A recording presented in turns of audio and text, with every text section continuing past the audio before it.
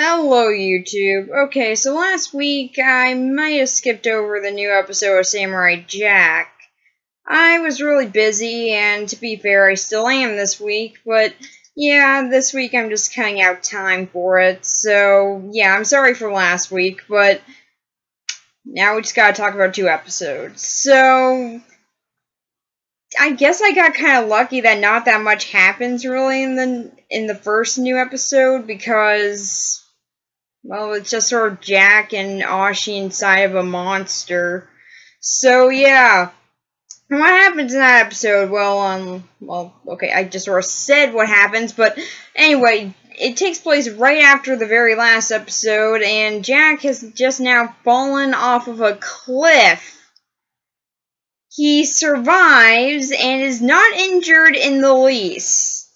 Okay, I can see him surviving that, but not getting at least a scratch anywhere?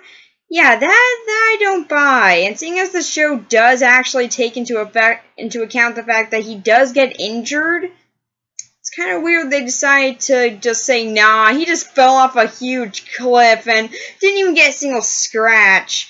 So, yeah, that's possible. No, it isn't. So, and then, pretty much, he starts hallucinating about the fact that he just murdered a lot of people. So I do like the fact that he is actually still caring about this. Like, this wasn't just a thing where it was just like, oh, well, he had a dream about his dad saying that he had to do this, so therefore he's taking that into account, making it alright. I like how it is still a big issue, and yeah, he still doesn't really forgive himself for that, even though it was what he had to do. I do really like that they kept that in there. And then he goes over and finds Ashi, who is not dead and is also not hurt in the least. I don't get how that works. So, yeah, somehow both of them made it onto the ground without getting a single injury whatsoever, because, you know, falling off a cliff, that's a minor thing, which doesn't really cause any injuries or deaths at all, even though apparently killed a few of the other ones. So, yeah. But anyway, Jack sees this as an opportunity to be able to help out the only one that didn't die. Even though he did try and kill her, so I don't see how that would really help his conscience there. Even because, I mean, he already did try it, it's just that it didn't work. So, conscience cleared if he helps?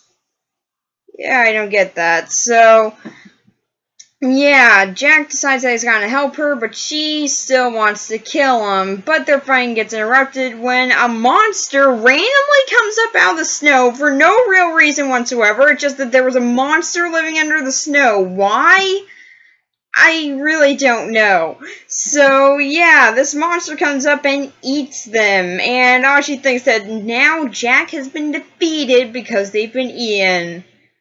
Yeah, that always stops him. Oh, wait, no, it doesn't. He's been eaten before and gone out fine. And he even brings this up, so I like that. And then they find out that there are, of course, monsters living inside a monster. I guess that this thing just swallows creatures whole and pretty much has living areas within itself for some reason. Yeah, I don't get how that works, but yeah, apparently a lot of monsters just go in here because it's a nice place to hang out. Maybe they thought his mouth was a cave or something. I mean, he was just living under the snow, so I guess I could see how that would work.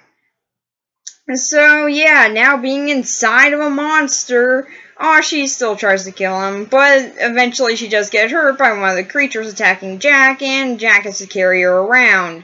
And they pretty much just traveled throughout the monster for a while, with Jack's hallucinations telling him to kill her. Yeah. So he really has just gone insane at this point, really, if his hallucinations are telling him to kill people, but yeah, or just leave them there to die, which is pretty much just doing the same thing. So yeah, Jack has now fully gone insane.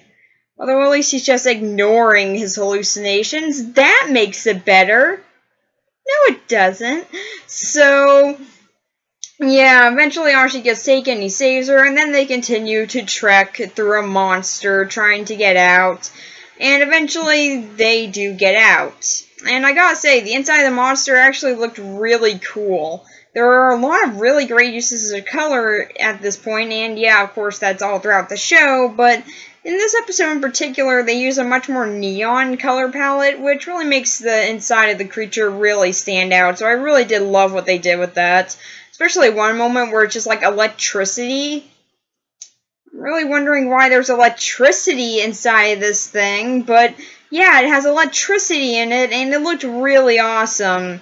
I guess I should just sort of ignore how it works, because it just looked really cool. So, yeah, then Ashi, after getting out, she decides, yeah, I know that he saved my life quite a few times, but I still believe that he's evil, so I'm gonna go over there and kill him.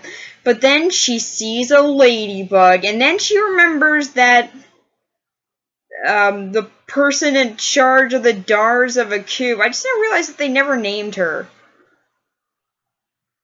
Weird. So yeah, she destroyed a ladybug at one point, and Ashi remembers that traumatic event, and then she sees Jack just sort of help out the ladybug by just letting it fly off, and that convinces her that he really is a good guy, even though she was taught her whole life, which was apparently just like a weekend, that they should be killed. How does that equal good to her if she has been taught the exact opposite? I don't know. It just does, and we really shouldn't question it, I guess. It's very weird in that way, but anyway, she does save, anyway, the ladybug is saved, and now she wants to at least hear Jack out. And then the episode ends. So yeah, this was actually a pretty good episode. I did enjoy it a lot, and one thing that I really do want to bring up with it is that it goes much more back into the sort of childish aesthetic of the last few seasons of the show. Like the ones before, at least this one. It goes much more to that childlike feeling again, and there are a whole lot more humorous moments in this part. Now, yeah, I know that there have been some comedy bits thrown in here, but in this season, but really, it's mainly been more adult stuff. But here in this episode, they really do take a break from that, and they go much more back to the just sort of humor and having fun and having much more fun that the original show did have. And I really do like how they did it. And honestly, it was just a really funny episode as well. There are a lot of great moments between Jack and Ashi that really made it really funny. I really enjoyed that bit, and while I wasn't really fully convinced on Ashi seeing Jack help out a ladybug by letting it just fly off his hand, meaning that he's a good guy thing, yeah, I didn't really buy into that, but yeah, I can at least see why she would feel that way, as, yeah, she hasn't really had that much exposure to right and wrong, so, yeah, I guess I could see that she would just go off of a basic impulse of just allowing a creature to live when one of the people who trained her didn't, and I guess I can see how that would work. It just feels kind of odd that she's just like, a ladybug was saved, that must mean that he's a good guy. Even though I was trying to kill him for a long time, and that's all I was raised to do, but yeah, I mean, he saved a ladybug, so yeah, that must mean that he's a good guy. I don't know why.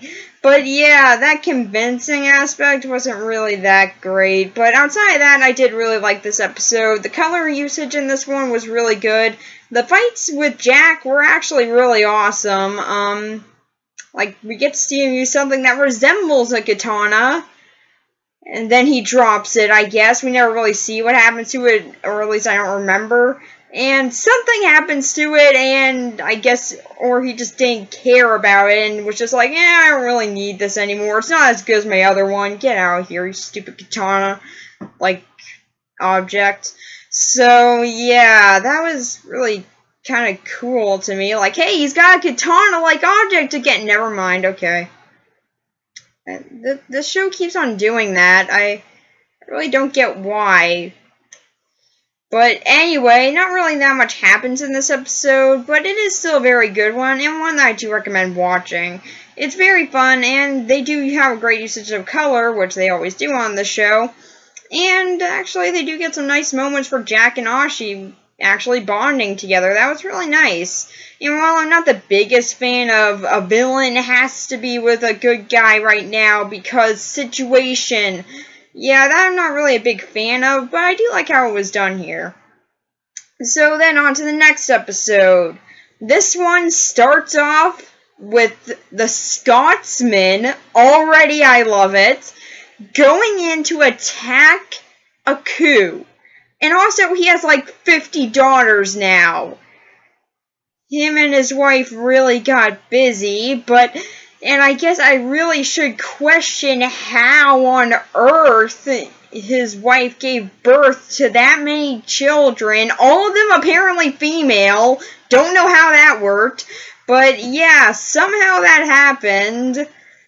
I should question that, but then again, it is a show that started off being made for kids, and now is going more towards a teen demographic. I guess I shouldn't really question this, as another character in the show, a few episodes prior, did give birth to 7 children at once. And yeah, the Scotsman and his wife had 50 years to do this, so yeah, I guess I can see how this happened. It just sort of feels a bit weird. Like, maybe they adopted a few dozen of them. I don't know. But anyway, the Scotsman has a lot of daughters now. Why? Because he needed daughters for something. And apparently still won't let them really fight. Just sort of that they're there, they're ready to fight, and then he's just like, put on a blanket. I don't know why, but they needed that blanket because reasons. So anyway, they're gonna go fight a coup who treats this as a minor annoyance and then just goes out and kills all of them. Even the Scotsman. I will remember you, Scotsman. I'm bad singing the song. Will you remember me? Probably not, because you're just a character in a TV show. Don't let your life pass you by. What you didn't, because you lived for like 50 plus years. You will always live in my memory. I think that's how that part of that song goes. I'm not sure. So yeah, anyway, the Scotsman died. It's very tragic. And his daughters treated with a lot of seriousness. Although for some odd reason they weren't in the main fight. They weren't in the main defense.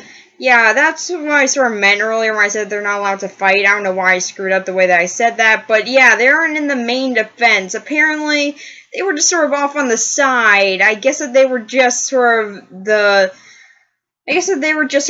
just in case something happened to the main one. But when something does happen to the main one, the Scotsman tells them to run off and leave. So, kind of a weird strategy there, but whatever. I guess it was gonna work in his head. So yeah, Scotsman is now dead, but he comes back as a ghost, and comes back in his prime. Why? Because Celtic runes on his sword. Of course. Should have known. Well, I got I got some old, Irish Gaelic runes on one of my swords. Does that mean I'll come back as a ghost too? Probably not, but I can hope. So, yeah. The Scotsman is back. And that's it. Just the Scotsman's back alive. Apparently, a coup does not care that there are still a lot of soldiers out there just sort of looking at him being alive.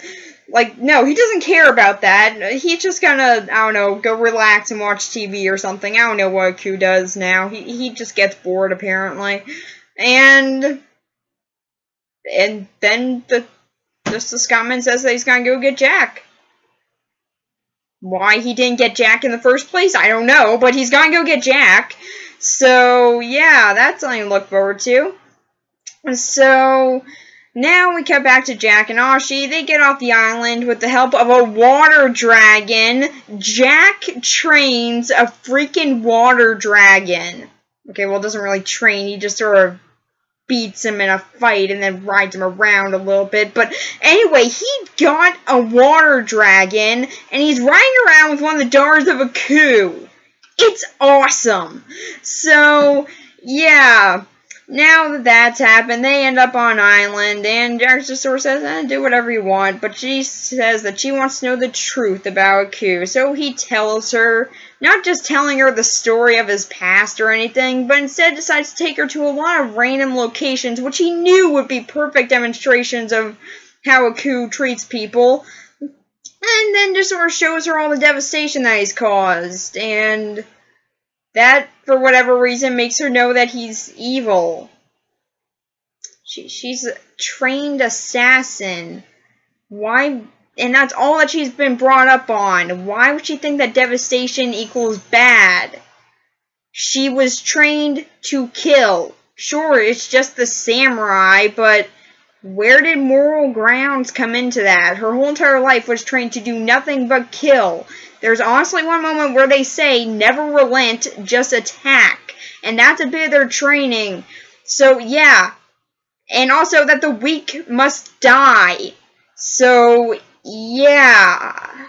I really don't get how she came to the conclusion that this means bad, but she does. And now she's fully on Jack's side. And they find a town which has now been destroyed by a bounty hunter. Even though when they had just started to leave for the town, they had just heard a conversation about the bounty hunter getting assigned the hit and actually learning some information about it. So, yeah, that guy was probably just like the cleaner of the whole disaster. Because there's no way they could have gotten there in time and killed all of them at the same time that Jack and Ashi got there. I mean, sure, they're just walking, but he had just been assigned this hit. It would take a little bit of time for him to get there and kill all those people and start a huge fire. But apparently he did all that. Or that guy really is just going in to clean up the mess. I really don't know. But anyway, they find out that apparently all the children from that town have been taken. They find that out from the guy who was about ready to die. Do they give this guy any medical attention or try and get him to a hospital first, seeing as all the kids have now been taken? So obviously they're not trying to hold them for ransom, so that means that they're being kidnapped. So that means that there's got to be a reason that they're there. So, yeah. Chances are, unless they're going into slave trading, then yeah, probably they're going to be fine for a little bit, or at least enough time to get that guy to a hospital, seeing as he's still alive when they leave him. But no, they decide clearly we should go after the kids first, because in this dying guy, he can just wait. I want to say no, they never go after this guy. So yeah, they go and save all these children. They'll be very happy to know that the only living member of their town who is actually old enough to take care of them or something, yeah, he has now died. And that means that they are the only living members of their own species. Or at least I assume, as we never saw these creatures around before, and usually when it comes to Samurai Jack, outside of humans, really, sort of alien creatures just stay into their own separate towns. So, yeah, probably they're the last of their own species, and they're just gonna be left with no adults to take care of them. So they're probably just gonna go into orphanage, which would make no sense, because Aku just spent so much time killing all of them. So, yeah. These kids are probably gonna be screwed. But anyway, back on to what's happening here. So, Jack and Ashi go and they save the kids who have been mind-controlled. But they haven't really been mind-controlled, actually. It's just sort of a frequency that controls them because of a thing in their neck. Yeah, it's confusing, but anyway, they are controlled, and they are animal-like, I guess. They're just sort of animal-like, really. Terrifying. A bunch of kids. Ooh.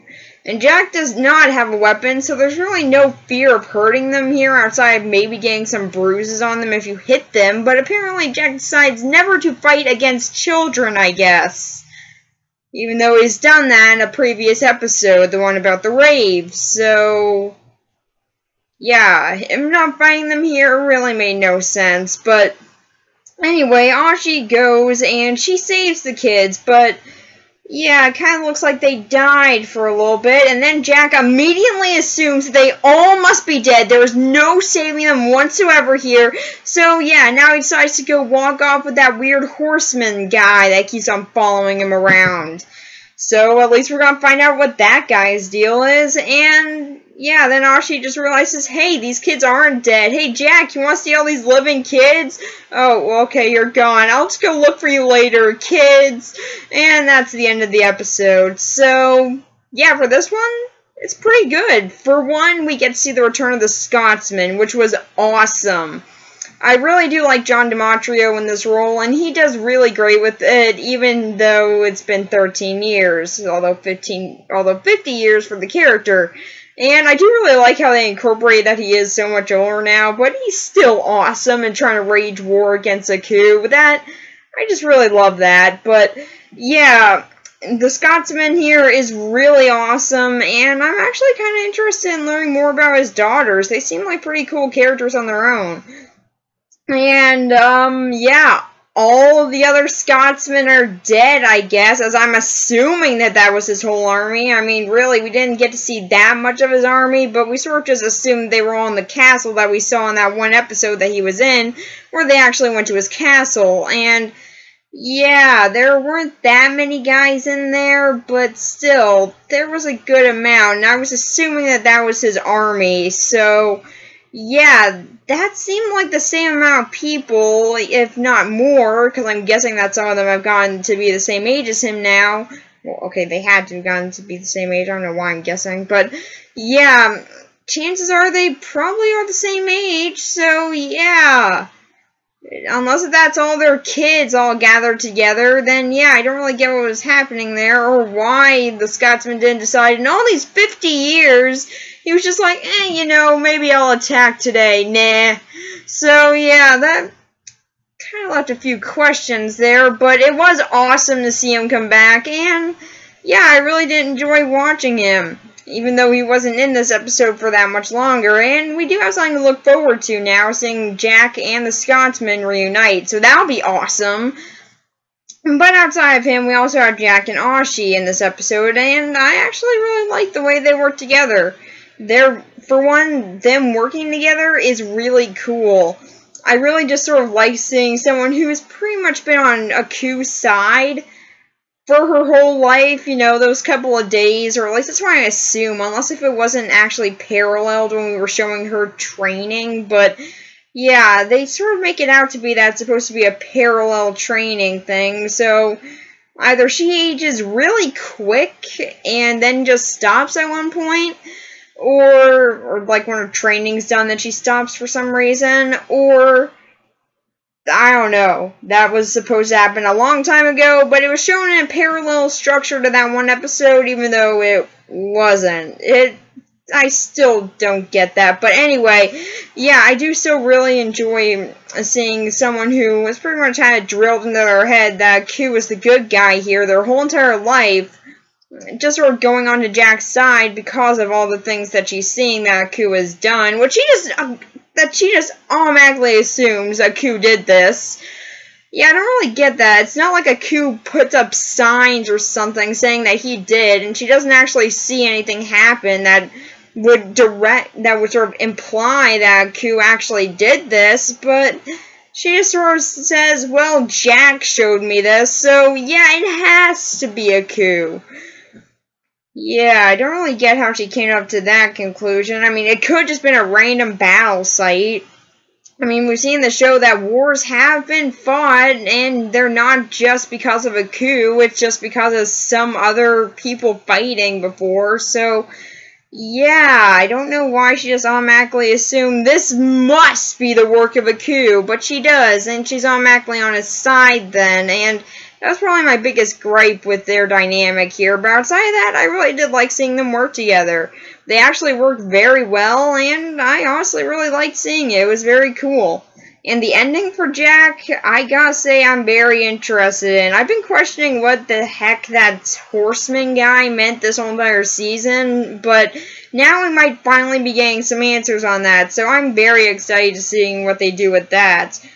Although, from the promo for the next episodes, apparently gonna be Ashi looking for Jack throughout most of the episode, so I'm assuming either that episode will get a little bit of backstory in there, or it'll wait until the next episode and she'll just find Jack at the very end. But either way, at least something that I can at least look forward to, so I'm pretty excited for the next episodes. And also, the art styles in this episode still are great, the animation's still great. And overall, these two episodes are actually very good. Honestly, I don't really have any complaints with any episodes of Samurai Jack, as they even take some really dumb ideas, like Jack turning into a chicken, and actually make a pretty good story out of them. So, yeah, it's no real surprise that they do it when they already have a good story. So, yeah, really overall, this whole season, I don't think that you'll ever see me saying that there's a bad episode, but yeah, I do still really enjoy all these episodes so far, and these two are really good additions. So, yeah, that's pretty much it. Bye.